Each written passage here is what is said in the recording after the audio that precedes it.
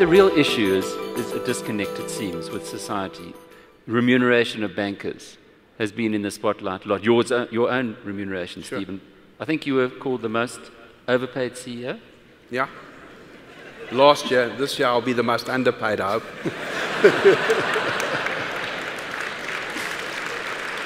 I see your fan club is growing.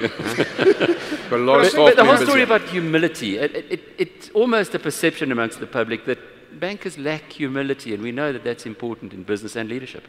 I think that, the issue is this. The industry sits right at the heart of an economy. When we talk about investment, creating jobs, creating businesses, creating growth, this industry is sitting right in the middle of it. It's a high value add industry. It's critical to any economy. It pays a lot of taxes. It's very important. There's a very, very positive story to tell. It breaks down when you say, when things go wrong, we go to the taxpayer. Any other company goes out of business. And this industry's got to set itself up that when institutions get into trouble, they can be taken out of the system without resorting to the taxpayer. I think it's a very, very important point. We've obviously got to lower the probability of them going out of business. And so all these Basel III rules, extra capital, extra liquidity, better supervision, the whole risk management approach is absolutely critical, so it lowers the probability of that event happening. But in the event that it happens, we've got to be able to take them out of the system without going to the taxpayer. But that means a change in the structure. No, I don't think it means Too a change big to in structure. fail. You go back to the crisis, banks of every type of structure, regulated in many different ways. I can give you an example of every type that went out of business. This comes down to risk management. And were you running your institution in a way that could survive a storm? Were you pricing risk in an appropriate way? If you were, you had a chance of survival. If you weren't, no. At the risk of affecting your humility, in South Africa, you didn't have to go to the banks, to the central bank. You didn't have to go to the government or the taxpayer for a bailout. No, the South African banks remained profitable during the global financial crisis, 2008, 2009. Of course, we didn't have to go to the government, to be bailed out. None of the banks here was bailed out. And part of it, talks to what has been said in terms of, risk management and clearly having a regulatory environment that was effective. But, as a country, we also went through our own, period of strain in 2001, 2002. So out of that period, we ended up with companies that were strong, not just the banks, but generally the corporate environment in South Africa. Government was not over-leveraged. And of course, our consumers were. So we were facing different issues from what Europe or even the US were facing. I want to refer again to our greatest ally in the media, someone like Pravin Gordhan, who this morning was talking about inclusive or extractive industries. Now, if you were to take a vote here, and we're not going to do it because we can't really see because of the spotlight, but I guess 80% of this group might suggest that banks are extractive under that term rather than inclusive. Where would you put yourself, Stephen? I think that we as banks do a lot for broader society. And I think we often take a lot of heat for, the remuneration that we earn and those kinds of things. But, Sizwe's firm, ours, other banks in South Africa, we win. When I go to these awards for social responsibility and all those things, it's always the banks there. I think we offer, and maybe some people complain about what we do for them, but we do help mobilize money. We help people start business. We help people, live a better life. And yes, you run into trouble, someone defaults and you have to collect your asset, and that's where the reputation issue comes, when you're taking something away.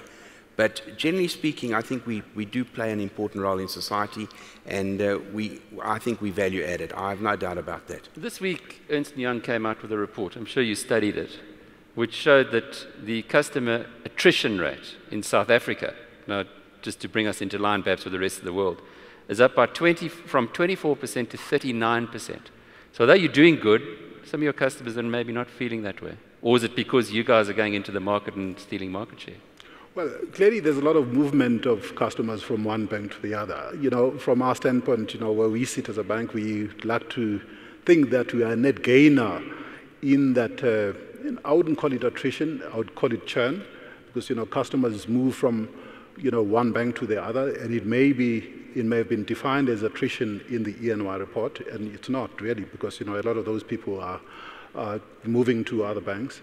And just going back to your other question, if you look at whether we are making a contribution to society or not, you just need to look at the 5 key stakeholders that we serve as a business. As far as shareholders are concerned, if you look at the returns that we provide to our shareholders versus what gets retained by employees in the form of salaries or compensation, it's fair to say in this country, like as a bank, we deliver ROEs somewhere in the region of 20%, and therefore this is a good return for shareholders. At the end of the day, you look at how much staff is getting. Staff in total would be getting about 50% of our total cost of running the business. And we play a role in terms of, meeting the needs of society broadly, meeting the needs of our customers, and offering a value proposition to people by coming up with solutions to how they can transact in a manner that is easy and more affordable for them. But all I'm hearing here is there's no reputational issues, that banks are in a good place. 70% of those people cited high fees. So maybe the balance, and maybe Richard, you must have spent a lot of time on this, between rewarding shareholders and looking after your clients. How do you keep that in kilter? Well, look, I think the first thing is that you're generalizing here. Banks are going to exist going forward. They're critical to the economy. So we're going to have banks. So you've got to get this discussion to the next level in terms of how do you differentiate between a well-governed bank and a not-so-well-governed bank, to a bank that's making good long-term investment decisions, to one that's totally short-term oriented, one that's got a good culture of compliance and risk management, and one that doesn't. And I think you're going to have to start to separate it, because you can't generalize about banks. Sure.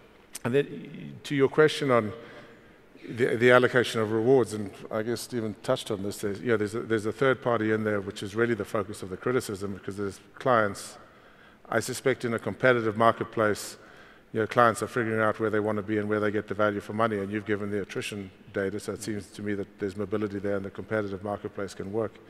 You've then got shareholders and you've got employees, and this whole remuneration discussion is the debate between how much money should go to shareholders and how much should go to employees. Shareholders are providing the capital, they've got to get the right sort of return, and so there's a lot of focus on what is an acceptable return on equity, are people earning their cost of capital, and that's become more difficult given the fact that people's capital requirements have increased so significantly due to new regulations. And that in itself is going to be driving down compensation, and so I think we'll start to get a balance, but clearly there's going to have to be an adequate return to the providers of capital, otherwise there won't be capital and the institution won't exist. Capitalism is still the best system that we have, compared to socialism or any other, system. And you must understand in that system that, the system incentivizes those people who work hard to put a lot of, effort in what they do. But at the end of the day, I think what we need is capitalism with a human face. What do I mean by that? What we need is a system where, for some of us who have lots, we need to do our bit in making sure that we can contribute to uplifting society for those people who have not. And therefore, I think we must accept that there are always going to be gaps, but it's a role that we play in society that becomes important. It's a role that we play in finding solutions to the ills of our society that becomes a lot more important.